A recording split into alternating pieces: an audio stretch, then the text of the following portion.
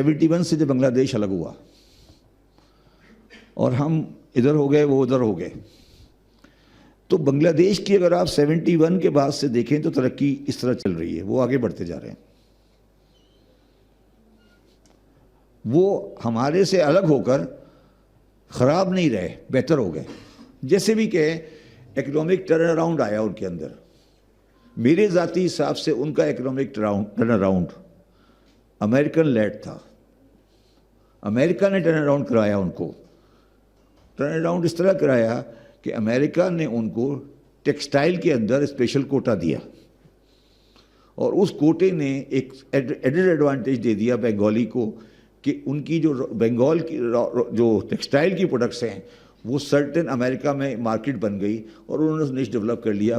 آج بنگلہ دیش کی جتنی ترقی ہے اس کی 110% وجہ امریکہ ہے،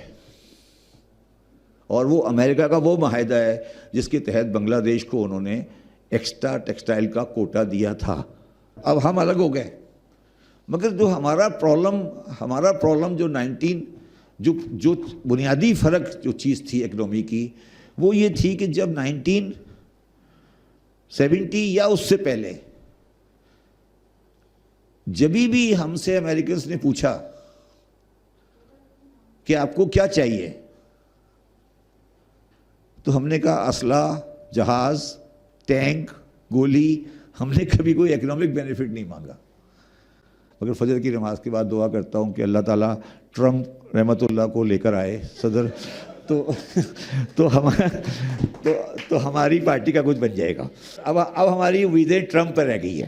دیکھیں نا، ایک اللہ ہے اوپر، نیچے ٹرمپ ہے۔ But what I am seeing کہ اگر امریکن پالیسی چینج ہوتی ہے ان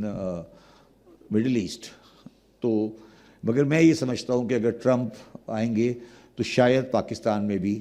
کوئی ہوگی۔ مگر عمران خان اس لیے پاور میں نہیں ہیں کہ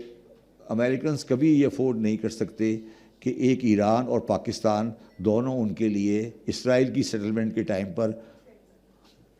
ان کے خلاف تو نہیں، ان مینیجیبل لوگوں کے ہاتھ میں ہو۔ ابھی جو بیٹھے ہیں وہ ان کے لیے مینیجیبل ہیں، ان کے لیے آسانی ہے ان کے ساتھ کام کرنے میں۔ تو یہ میرے حساب سے اس میں کوئی راکٹ سائنس نہیں ہے۔